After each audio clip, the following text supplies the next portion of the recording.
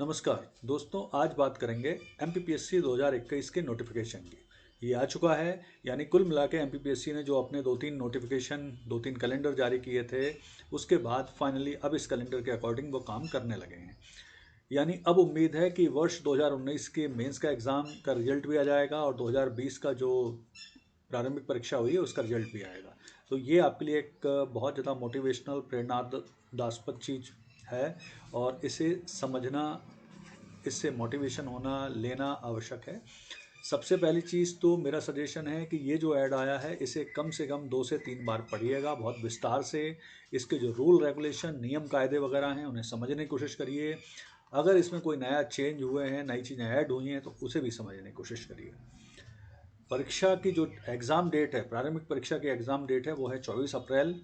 यानी आपके पास एग्जैक्ट लगभग 120 दिन के आसपास, यानी लगभग 4 महीने आपके पास मौजूद हैं अपनी तैयारी करने के लिए। तो जो लोग भी विगत 1 वर्ष से या 6 माह से तैयारी कर रहे हैं तो उनके लिए ये टाइम सफिशेंट है। जो व्यक्ति अब इस ऐड को देख के तैयारी शुरू करने वाले हैं तो ऐसा नहीं है कि उनके लिए असंभव है, लेकिन उनमें अपनी जो प्रयास हैं, जो तैयारी हैं, उनमें बहुत सारे अतिरिक्त घंटे जोड़ना पड़ेंगे।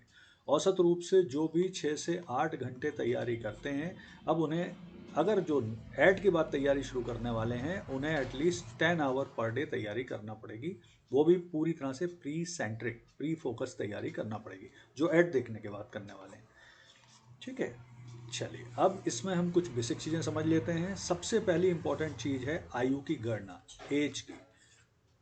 तो एज की जो गणना होने वाली है वो 1 जनवरी 2022 के संदर्भ में होने वाली है। तो सभी छात्र जिन्हें आयु को लेके कन्फ्यूजन है वो इसे अच्छी तरह से देख लें, अपनी आयु की गणना को समझ लें।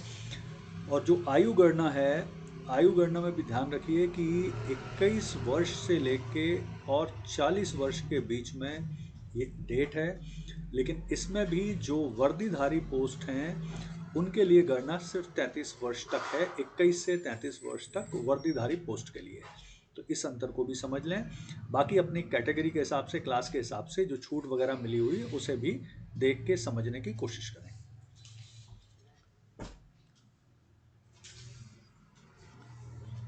इसमें कुछ और इम्पॉर्टेंट चीज़ें हैं जो मैं हाईलाइट कर रहा हूँ आपके लिए, जानकारी के लिए, कि इसमें राज्य सेवा परीक्षा 2021 हेतु सभी स्नातक उत्तीर्ण या स्नातक के अंतिम वर्ष में अध्ययनरत छात्र पात्र हैं और इनका रोजगार कार्यालय में पंजीयन होना चाहिए। मध्य प्रदेश के किसी रोजगार कार्यालय में जीवित पंजीयन होना अनिवार्य है। तो इस नियम को ध्यान रखें। इसके बाद इस विज्ञापन का जो अंतिम चयन परिणाम आएगा वो न्यायालय के निर्णय के अधीन रहेगा। मतलब जो भी न्यायालय में इससे संबंधित केस चल रहे हैं, जब उनका फैसला आएगा उसके बाद ही अंतिम चयन परिणाम डिक्लेयर किया जाएगा। कुछ पोस्ट की जानकारी ले लेते हैं। तो पोस्ट में आपके लिए जो आमतौर पर छात्रों के लिए डीसी और डीएसपी की पोस्टें हैं, तो डीसी की पोस्टें हैं 27, डीएसपी की पोस्टें हैं 15। तो ये प्रमुख रूप से पोस्ट हैं जिसमें छात्रों को इंटरेस्ट रहता है। इसके अलावा जो टोटल नंबर ऑफ पोस्ट हैं वो हैं 283। और 283 पोस्ट में जो मेरा अपना अनुभव है और विगत 4-5 पीएससी में हुआ है कि जब विज्ञापन का ऐड निकाला जाता है और जब रिजल्ट आता है उसके बीच में कुछ ना कुछ जो पोस्ट हैं वो ऐड हो जाती हैं। और विगत वर्ष के अनुभव से ऐसा लगता है कि इसमें भी बहुत सारी पोस्टें ऐड होंगी। अप टू 100 तक पोस्टें ऐड हो सकती हैं जो विगत वर्ष के अनुभव के आधार पर हैं, यानी जिस तरह से पिछले वर्षों में ऐड की गई हैं पोस्टें। तो ये इसमें संख्या बढ़ने की पूरी पूरी संभावना है। फिर कुछ महत्वपूर्ण जो तिथि हैं उनको देख लीजिए। तो विज्ञापन 22 दिसंबर को आ चुका है। ऑनलाइन आवेदन इसके शुरू होंगे 10 जनवरी से। आवेदन की अंतिम तिथि है 9 फरवरी। और त्रुटि सुधार वगैरह जो आरंभ है वो 15 जनवरी से है। फिर त्रुटि सुधार की अंतिम तिथि 11 फरवरी है। प्रवेश पत्र 15 अप्रैल से उपलब्ध होंगे और परीक्षा 24 अप्रैल को होगी।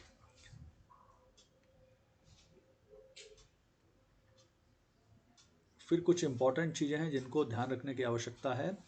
तो देखिए, इसमें ऐसा है कि अगर किसी ऑप्शन में गलत उत्तर है तो जो इन्होंने मॉडल आंसर की बनाई होगी उसमें ये चेंज करेंगे। और उसके लिए ये आमंत्रित करेंगे, जो भी आपत्तियां हैं आमंत्रित करेंगे, उन आपत्तियों को विशेषज्ञ समिति के द्वारा चेक करवाएंगे और उसके आधार पर ही फाइनल आंसर शीट बनाएंगे। ये इन्होंने नई चीज़ की है कि उसके आधार पर ही फाइनल आंसर शीट बनेगी। फिर इसमें एक और भी नई चीज़ उन्होंने की है कि पहले अंग्रेजी हिंदी अनुवाद में जो इंग्लिश अनुवाद होता था उसे मान्यता दी जाती थी, अब उसके स्थान पर हिंदी अनुवाद को मान्यता दी जा रही है। दूसरी चीज़ इन्होंने ये कर दी कि अगर कोई भी ऑप्शन में एक से अधिक ऑप्शन सही है तो दोनों उत्तर को मान्य किया जाएगा, आप उस प्रश्न को डिलीट नहीं करेंगे।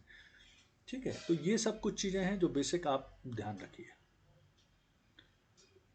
फिर इसके अलावा जो आयु सीमा में गणना है वो सिंपल है, 21 वर्ष से लेकर 40 वर्ष तक की आयु के हिसाब से है गणना, लेकिन जो वर्दीधारी पद हैं उनके लिए 21 वर्ष से लेकर 33 वर्ष तक की गणना है और आयु गणना की जाएगी 1 जनवरी 22 के हिसाब से।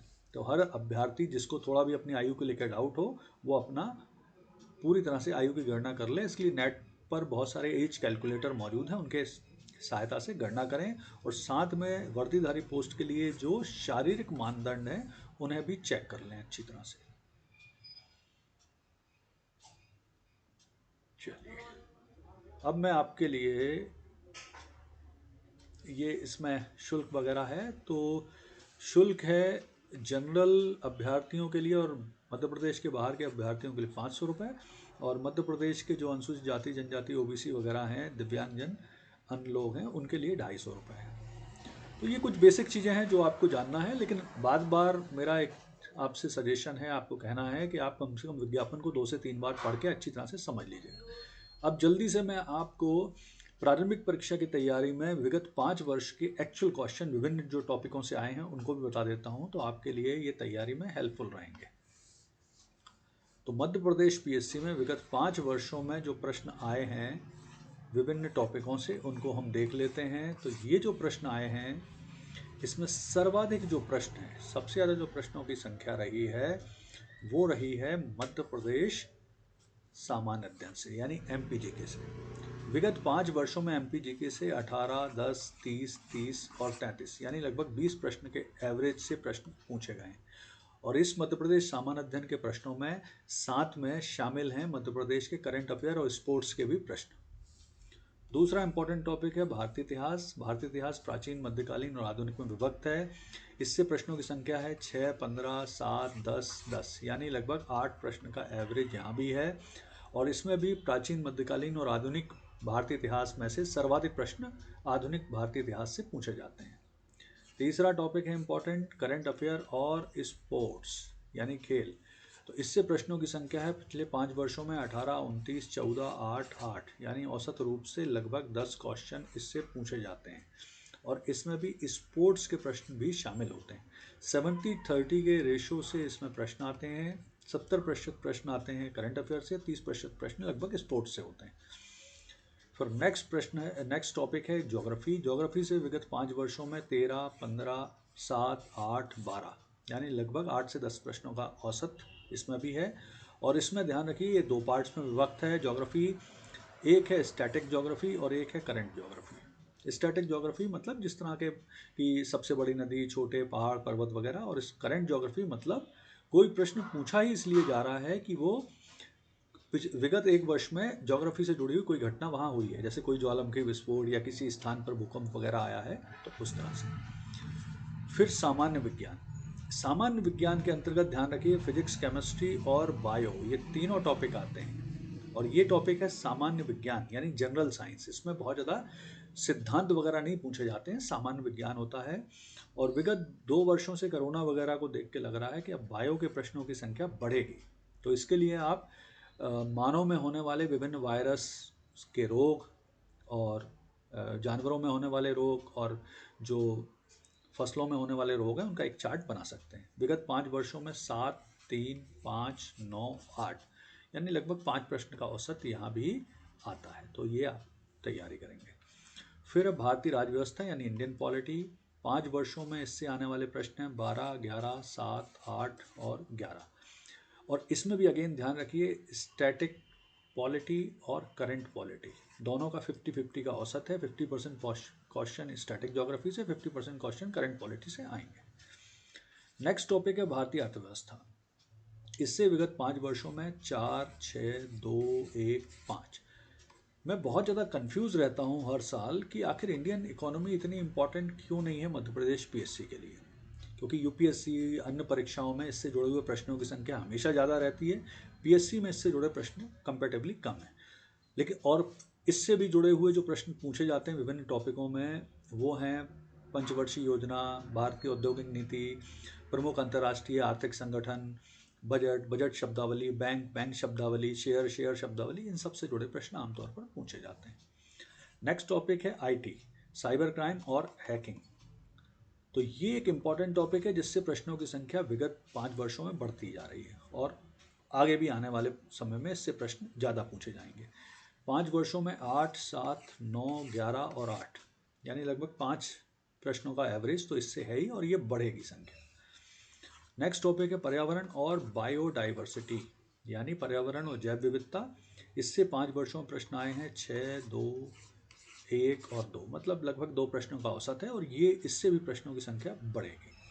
और एक जो नया टॉपिक है वो है इम्पॉर्टेंट ऑर्गेनाइजेशन।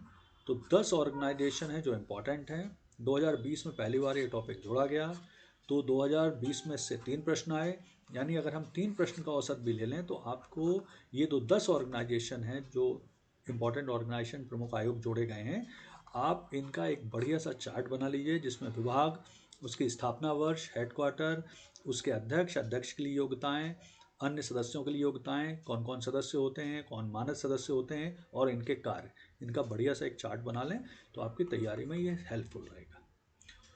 तो ये पूरी जानकारी है जो आपको 2021 पीएससी के हिसाब से काम आएगी। अगर ये जानकारी आपको पसंद आई हो तो आप मेरे चैनल को सब्सक्राइब कीजिए, लाइक कीजिए और शेयर कीजिए। आगे भी मैं 2021 की एमपीपीएससी परीक्षा से जुड़ी हुई बहुत सारी जानकारी आपके साथ शेयर करता रहूँगा। धन्यवाद।